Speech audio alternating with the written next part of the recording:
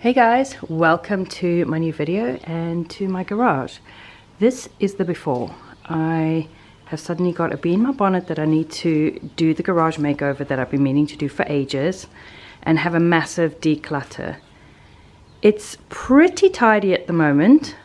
We have all of these metal shelving units which are screwed to the wall, which we installed when we moved in. I'm going to have to remove everything from there, unscrew them from the wall, and I'll be painting the walls white, which means I need to do a coat of primer and probably 2 coats of paint, and then only put back what we actually need, which I'm hoping will be about half as much as what's currently on the shelves. There's just been a lot of clutter accumulating and things being dumped and things that we just don't need. All of the walls are going to be painted. Noah likes to store his bicycle here just because it's easy for him to grab. These are some odds and ends.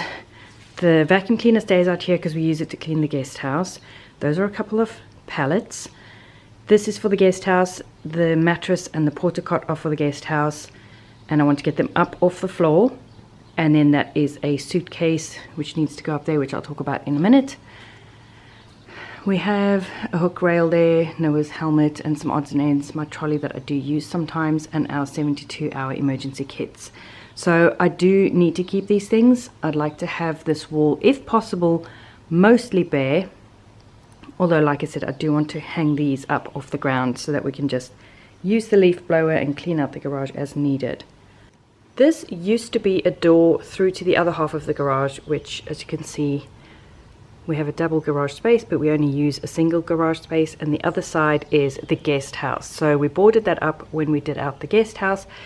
I will link here to the guest house tour if you haven't seen it. Above the guest house, Grant boarded up that area, so we have some extra storage. That is what I call my soft purge space. So things that I'm not sure if I'm ready to get rid of or not, go up there. I tend to forget about them, and then it's that much easier to actually fully get rid of them later down the line when I realize I haven't even thought about it since I stuck it up there. If I do actually still need the item, it's just up there and I can get it down. So there's a lot of stuff up there that needs to be cleared out. There are also things that we need to keep, things like suitcases that we do use occasionally. We won't talk about that, that's just random storage. So I just wanted to give you guys a little bit of an overview before I tackle this project. You might think logically, remove everything off the shelves, then do all of the painting and cleaning and sorting out the room, and then just put back what we need. But I'm actually going to start with decluttering first, because that's going to take the most energy, mental energy, and I just want to get that sorted before I actually start doing the painting, because that's the easy part. The decluttering is always the hard part. I will take you through some of it, but mostly I just kind of want to concentrate and get on with it. But I will show you a few items and take you through some of the questions that help me to declutter and get rid of things. Currently on the shelves we have paints and primers and varnishes all along the bottom. I'm sure at least half of that can probably go. We have the cleaning caddy for the guest house. We have some egg boxes that I was saving for a friend who sells eggs. She has enough, but I know somebody else who sells eggs, so I'm going to try and drop that off. These are extra goodies for the guest house. There's the milk that we leave for our guests, and there's backup items of consumables. This is a hot mess, as you can see. It's not very well organized. And we have boxes full of decor items and cables and just random odds and ends. It just needs a strict chucking out, really. Here's an overview from the other end. I'm not actually going to be clearing out the loft space today. That's another project for another day. From today onwards, it's not just going to all be done in one day, but from today onwards, I'm going to be tackling this space. Grant parks his car here in the garage when we don't have Airbnb guests. When we do have guests, he doesn't want to disturb them opening the door and leaving for work early in the morning. So we let them use the garage and he parks on the driveway. So that's one of the reasons I wanted to do a makeover, is just to have it look really neat and clean and inviting for our guests, but obviously for us as well. I've got Grant out here helping me because there's some things that he needs to make a decision on. We have the recycling bin for trash, box for donations, and I'm taking Grant through the things that he needs to decide on. How strict am I? You're being horrible to me. Who out of the two of us has hoarding tendencies? Maybe me. Maybe. So we're starting with flippers and already it's a sticking point. In the donation box we have one pair of flippers because they fit me. I'm not going to use them and everyone else's feet are bigger than mine, so we're not keeping those. These are the flippers Grant uses for bodyboarding, and then he has a second pair that he started saying just in case and maybe, and I'm not keeping things just in case. So some of the questions I ask when keeping things are, when last did you use it? And he hasn't used them in the past year. What's going to change in the next year that you might suddenly start using it? And he has a new friend who has now got diving gear and planning on going diving. So I'll give him another year, and if he hasn't used them to go diving with his friend in the next year, then they need to go. But for now, we can keep them because he has a specific plan and it's not just in case. Going through his snorkeling and diving and whatever bits and pieces. We'll see what else he gets to keep. Okay, we've gone from 2 boxes of diving, snorkeling, bodyboarding stuff down to 1. There were some things that are outgrown or not used, and then there were some goggles that is going to go into the box by the pool area and be stored there where they'll be used. And we've cleared an entire tub. Good start. How's it going for you so far? It's going alright. Grant's a questioner and he does not like all of the questions, but especially when they're hard questions like, have you used this in the past 4 years? The question is, will you ever use it? There's always a possibility. Oh my word, this is what I'm dealing with. Town is 15 minutes away and you can none of this is irreplaceable. Anyway, this is what we've kept. So that's quite good. That's like half as much as what was in there. Bit of a progress report. The bin is pretty much full. The donation box is half full. There's stuff that needs to go to the workshop. There's stuff that needs further research or inspection. And this is what we're keeping so far out of 3 of these tubs of random crap. We're still busy going through this one, so it doesn't really count, but that's making me very happy. Got some empty spaces, and as always, it gets worse before it gets better. Grant was saying how something was a waste to get rid of. They were old hard drives actually, which were like 40 gig. And I pointed out to him that it can be a waste of an item by chucking it out and getting rid of it, or it can be a waste of an item and your space. Because if it's just sitting in storage or sitting on a shelf and not being used, you're still wasting that item. The money is still wasted if it's something that was expensive. Don't waste your space as well, just get rid of it. Here's another item that can go. Leave me a comment saying candle thingy if you remember when I bought this for the bathroom after we moved in. So other questions I ask myself when I'm decluttering are things like, if my house burned down and I got insurance money to replace everything, would I go out and replace this item? If the answer is no, why am I keeping it? Also, if I went shopping for home decor now, would I buy this? Again, if the answer is no, why am I keeping it? If I don't love it enough to buy it fresh now, I'm not going to love it enough to pull it out of where it's being stored and use it. So this can go. Okay, I've been distracting myself with all of the things that Grant needs to get rid of, which is easy for me because I'm not emotionally attached to them. And then I've come to my box of antique bottles. I'm in a really brutal mood to get rid of everything, so I'm definitely going to clear most of these out, but this is one of the sticking points I have when decluttering. I have a hard time getting rid of things that are irreplaceable. Like, they just don't make these anymore. Wish me luck. I'm so proud of Grant. All of this computer cable crap he said can go. This one has been evicted. Why are you back in the garage? I need to talk to Dad. I can handle Grant on my own, Grant's hoarding tendencies, but when Noah brings his hoarding tendencies into play and it's 2 against 1, it's not working for me. I've just spotted some irony. So we had some rat bait on the shelf and the rats, well, clearly it works. The rats came and ate it through the box. Like, there's all bits there. They like gnawed through the box to get to the bait. Suits me. Ah! Okay, we're making some progress. We have some empty shelves. I have condensed 3 boxes of decor down to 1, and I will revisit them in maybe a year's time or 6 months' time and see how much of it I've actually used. But I've kept things that I do have a plan for. This is where I'm putting everything that we're going to keep. It's been sorted, moved out so that I can clean and paint in there, and then when that's all done I can just take from here and put back onto the shelves. It's reassuringly little at this stage. Grant's removing that random hook off the wall. The shelves are looking reassuringly empty. That bottom shelf will be quick to do. Almost there, and then it will be time to spray it out and go and have a rest while it dries. And I'm probably going to have to prime and paint tomorrow, so I'm going to have to move everything back into the middle of the floor once it's been sprayed out. Everything is spilled out onto the drive, but we have completely emptied and sorted through everything, so that's the worst part done. I know some people feel like the painting is the worst part. I don't mind the painting. So it's all empty. These shelves are filthy, especially close to the door here.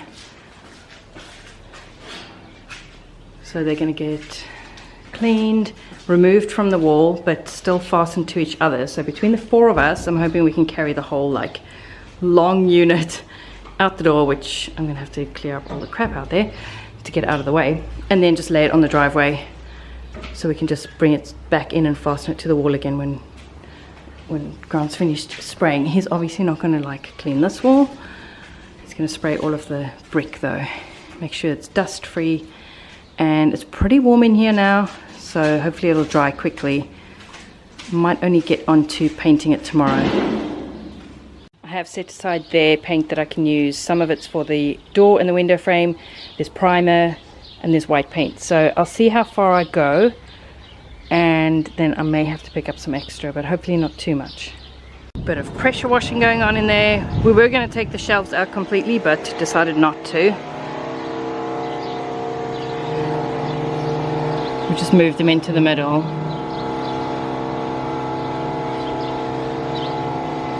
I'll show you what I'm busy with inside.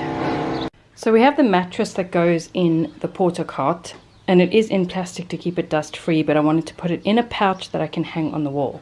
So I got this plastic tablecloth that I had kind of hanging around. I turned it inside out. It was almost the perfect size. I just cut a strip off it. I sewed along the bottom and the side, and then that side is the fold. And I've made basically a big pocket to slide the mattress in, and then I'm going to fold over the top and hang it with clips. So you can see I did it to fit quite loosely, so it would be easy to get it in and out. This is like a two-hand job. Oh my goodness. Okay, well, I might have to do this with two hands. There we go, it's going in. Okay, so that is inside, and then I can fold this over, and I will show you the clips I have. That is how much I had to cut off. Other than that, it was perfect.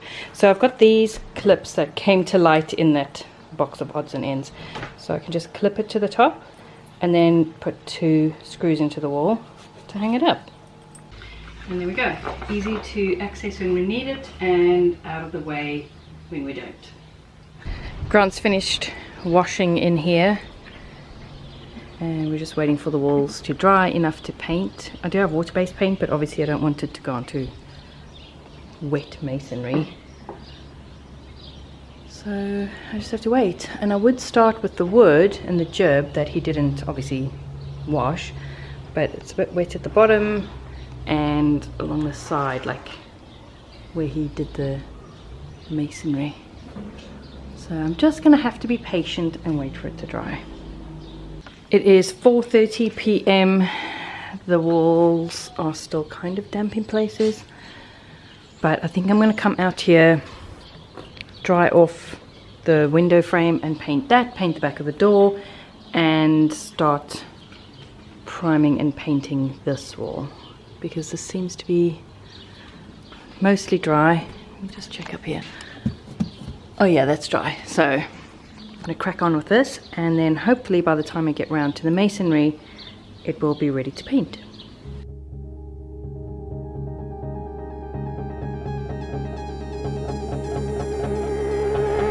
You got a smile that makes the sun rise. You make it shine, but I can see that you don't realize, and that's what made me fall in love. 'Cause you got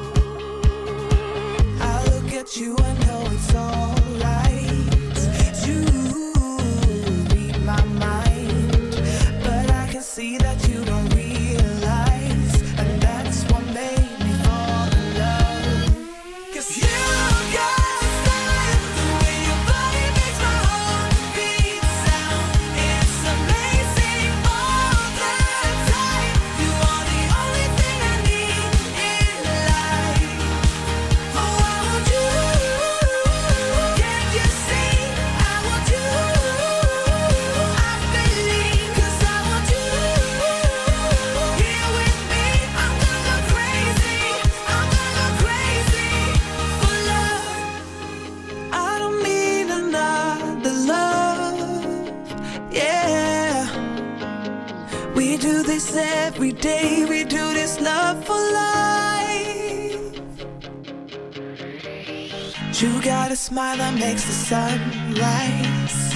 You make it shine, but I can see that you don't realize, and that's what made me fall in love. 'Cause you got a style, the way your body makes my heart beat.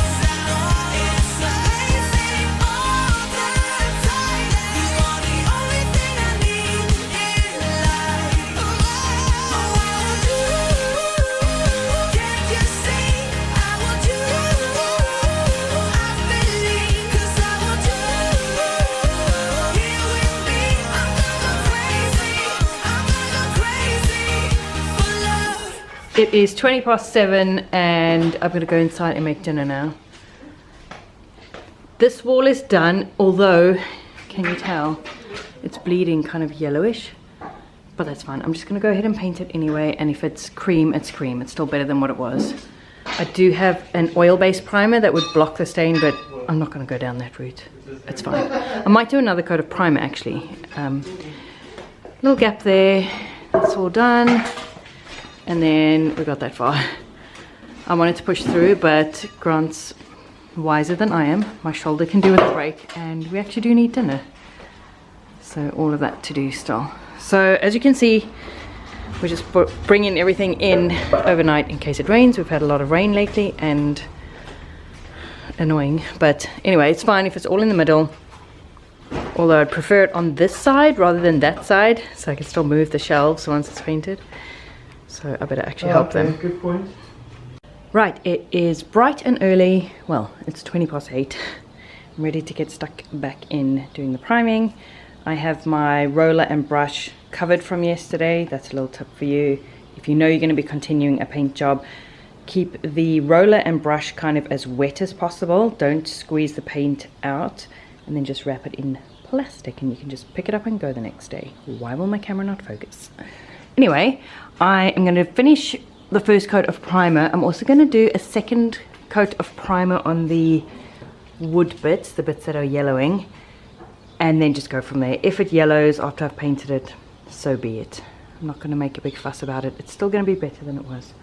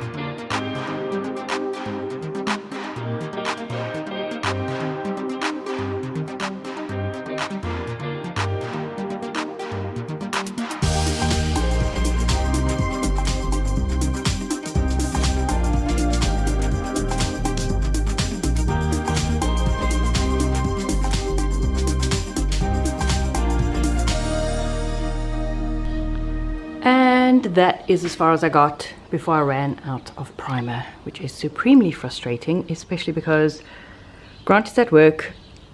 Daniel has taken the car to school because he's coming home early. It's literally his last day of school. And my aunt and uncle are visiting with us, but they're away at the moment in Rotorua, and they took the other car, so I'm stuck at home. Can't go and buy more primer. So frustrating. I just want to carry on. I think I'll send Daniel a picture of the tin and get him to pick some up before he comes home. He's also running 2 other errands for me, dropping off those boxes at the op shop and picking up a couple of organizing containers for this lot. So I'm sure he'd love another errand, but that's what you get when you take my car. I'm thinking about just going ahead and doing the white paint on this, because I don't want to just get nothing done. I think I'm going to do that. Just carry on painting, see how I go with the white paint over this primer, and just hope it doesn't bleed anymore.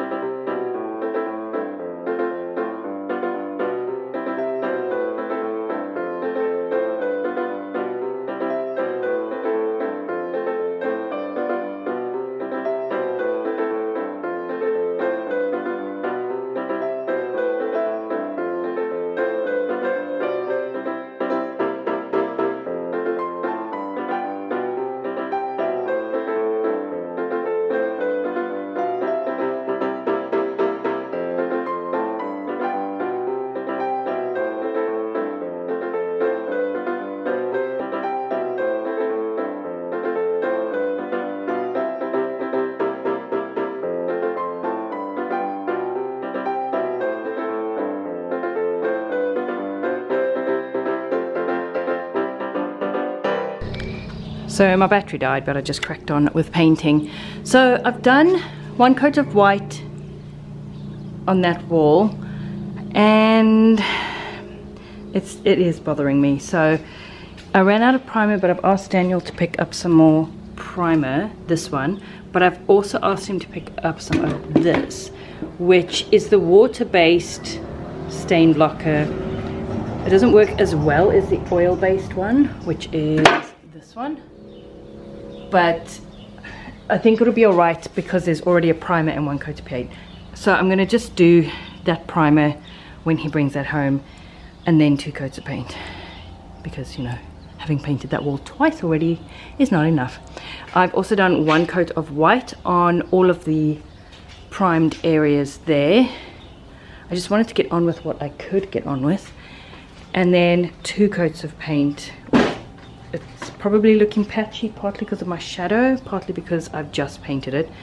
So 2 coats of paint on that wall. So, well, as much as I could. And now it's time to go and pick orders and then have lunch. So some progress, not as much as I had hoped. I wanted to just get out here, finish priming, painting, but what can you do? Stuck at home without a car, this is what happens. Okay, I have primer. It's about 22.4, I think. And went into town and got it myself. A long story, don't want to go into it. I've got this, which is the same as what I was using to finish the masonry, and then I've got this, which should be stain blocking. We will see. And as you can see, that's a 1 litre and that's a 2 litre. And in case you're wondering about the prices, these came to $110. So I'm just going to crack on and paint now. I'm probably not going to film anymore. I'm on a bit of a time crunch. We're going to Daniel's graduation tonight, and I just need to get as much done as possible. So hopefully I will have good results to show you a bit later. Even approaching the garage now, it just seems so much lighter and brighter through the door and window. Right, this wall has had a coat of primer that bled stain through, a coat of paint that bled stain through, a coat of the new primer, which looks like it's doing its job, and I'm hoping I can get away with 1 coat of paint on top of that. That wall has had mostly 2 coats of paint except for at the top, which I'm hoping to have enough paint to finish off that after doing this wall.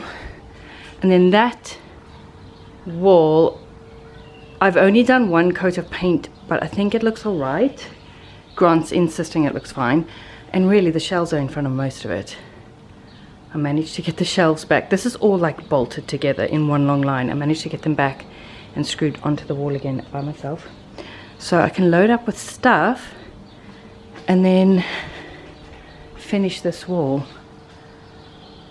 I hope I have enough paint just to finish this wall.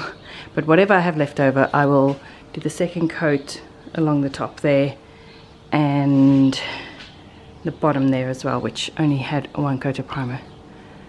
So this is how it's all looking from this angle. And in my hand I have some roll plugs and I'm going to start hanging things on the wall. I finally finished painting. It looks kind of patchy because I only did one coat over like 2 coats of primer and a coat of paint, so it's just gonna have to be enough. Plus there's like shadows on the wall, so it looks on camera more uneven than it actually looks in real life. Like, it doesn't look too bad. I have also put up some hooks there. That is to hang the high chair, and I put one up here to hang my trolley. And the rest you'll have to see in the grand reveal. Actually, I'll show you the mattress, which is hung there, just behind the door.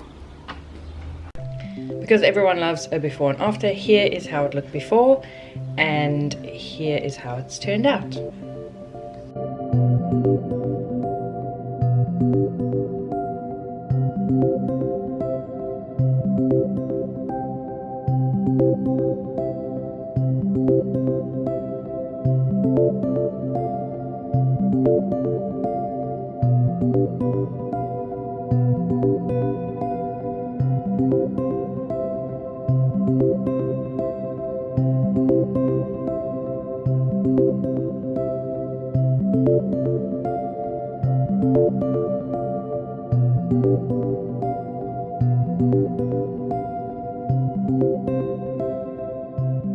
I love it. It looks so much better than it did. I'll just take you through what is stored in here. That is the cot mattress for the porta cot for the guest house. These are consumables for the guest house. These containers were from Best for Less dollar store. We have the travel porta cot. At the bottom I've got paints and varnishes and primers. These are all for touching up, or there's still a significant amount in there, or in this case a full entire pot that we bought to paint the lounge dining room and I still haven't got around to.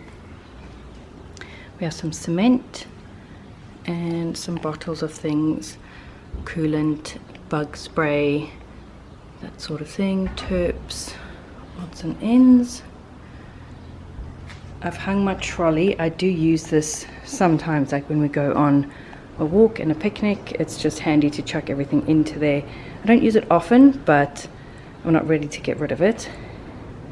Here we have a box of electrical cables and plugs, random odds and ends, flippers, goggles, diving and surfing things, beach toys, computer stuff, home decor. On the shelf, the consumables, tissues, paper towels, the cleaning caddy for the guest house, glorious empty shelves, which I love to see, Noah's spare helmet, and a couple of containers. I will use these at some point to organize with. And then the best part of all, the top shelf has nothing on it. At least until my uncle gets back from their trip and brings back the cooler box, which will, in fact, I'll probably put it on that end because it won't fit onto a shelf. But there's nothing on top and there's nothing underneath. Maybe one day we'll paint the floor, but it's pretty oil stained and I don't think we'll bother. Up here, I've got the high chair hanging up. I've taken off the 2 front feet or legs and just popped them into the seat. You can kind of see them in there. So that's up and out of the way, and then the vacuum cleaner sits below. and our 72-hour packs are hanging up there again. I'm so happy with how it turned out. It was so worth all of the work. One last quick overview from here, because Noah has brought his bicycle back. It's not too bad. It's got a space there. It's not in the way, but got to keep it real. This is how we'll actually use the garage. And in summer there will be wetsuits hung against this wall. Anyway, I hope you guys have enjoyed seeing this makeover and that it's inspired you to tackle a space of your own. Thanks so much for watching, and I'll see you in the next one.